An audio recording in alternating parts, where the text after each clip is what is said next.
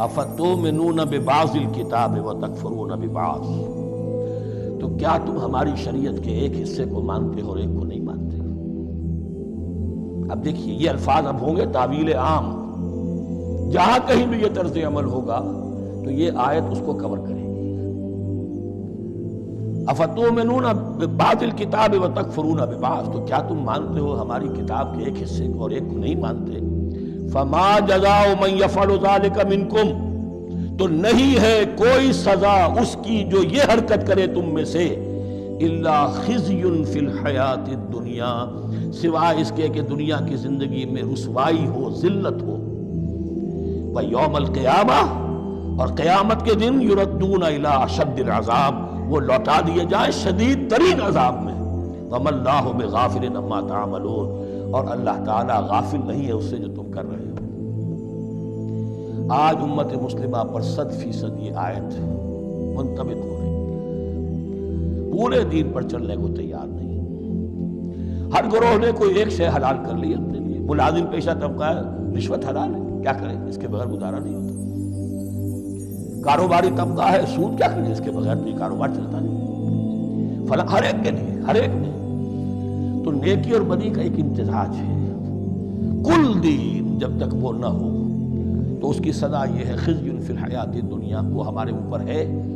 ضربت علیہم الذلۃ والمسکنہ، وہ خز اور وہ ذلت اور مسکنہ تھوپ دی گئی ہے۔ باقی رہ گیا قیامت کا معاملہ، ویوم القیامۃ یردون الی اشد العذاب، شدید ترین عذاب میں۔ تو اپنے طرز عمل سے تو ہم اس کے مستحق ہو گئے ہیں، باقی اللہ تعالیٰ کی رحمت جو ہے دستگیری فرما لے اس کا اختیار ہے۔ لیکن دھمکی کا پھر انداز دیکھیے، وَمَا اللَّهُ بِغَافِلٍ عَمَّا تَعْمَلُونَ، اللہ غافل نہیں ہے اس سے جو تم کر رہے ہو۔ ہر سال عمرہ فرما کے آ رہے ہیں، کس رقم سے فرما کر آ رہے ہیں یہ اللہ کو معلوم ہے۔ یہ حلال سے کمائی تھی یا حرام سے؟ رمضان مبارک میں حرم میں پہلی صف میں جگہ ریزرو کرائی ہوئی ہے سیٹ صاحب نے، اور وہاں کے شرطوں کو بھی رشوتیں دیتے ہیں، اور وہ سمجھتے ہیں کہ ہم تو سارا نہا دھو کر آ گئے، سال بھر جو بھی حرام کمائی کی تھی سب پاک ہو۔ اللہ ناواقف نہیں ہے، اللہ تمہاری داڑھیوں سے دھوکہ نہیں کھائے گا، اللہ تمہارے اماموں سے اور ابا اور قبا سے دھوکہ نہیں کھائے گا۔ He knows you through and through, He sees you through and through۔ وَمَا اللَّهُ بِغَافِلٍ عَمَّا تَعْمَلُونَ أُولَٰئِكَ الَّذِينَ اشْتَرَوُا الْحَيَاةَ الدُّنْيَا بِالْآخِرَةِ، یہ وہ لوگ ہیں جنہوں نے دنیا کی زندگی اختیار کر لی ہے آخرت کو چھوڑ کر۔ فَلَا يُخَفَّفُ عَنْهُمُ الْعَذَابُ وَلَا هُمْ يُنصَرُونَ، تو اب ان کے لیے نہ تو ان سے عذاب میں تخفیف کی جائے گی اور نہ ان کی کوئی مدد کی جائے گی۔ یا ایھا الذین آمنوا ادخلوا فی السلم کافہ، اے اہل ایمان اسلام میں داخل ہو پورے کے پورے۔ یہ گویا کہ وہ بات اب کہی جا رہی ہے کہ جس کا ریورس یا کانورس ہم بنی اسرائیل کے ساتھ جو خطاب تھا اس میں پڑھ چکے ہیں۔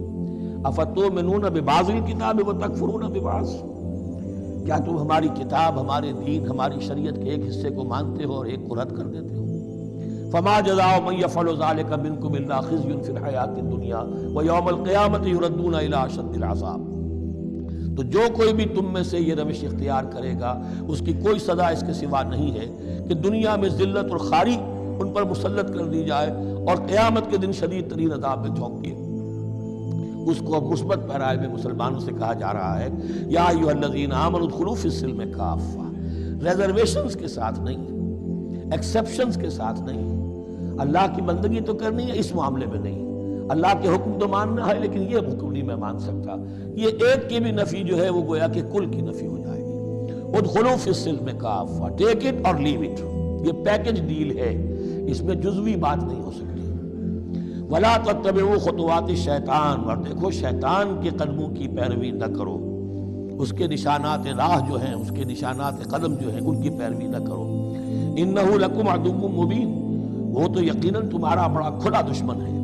فَإِن زَلَلْتُم مِّن بَعْدِ مَا جَاءَتْكُمُ الْبَيِّنَاتُ، پھر اگر تم پھسل گئے اس کے بعد بھی کہ تمہارے پاس یہ واضح تعلیمات آ چکی ہیں، فَاعْلَمُوا أَنَّ اللَّهَ عَزِيزٌ حَكِيمٌ، تو جان لو کہ اللہ تعالیٰ پھر زبردست ہے۔ اس میں دھمکی کا پہلو آ گیا کہ پھر اللہ کی جو ہے پکڑ سخت ہوگی، حکیم بھی ہے، اس کی پکڑ میں بھی حکمت ہے۔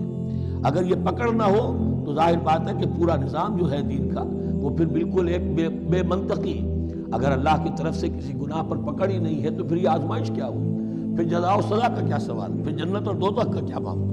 هل ينظرون الا ان ياتيهم الله في ظلل من الغمام والملائكة وقضي الامر۔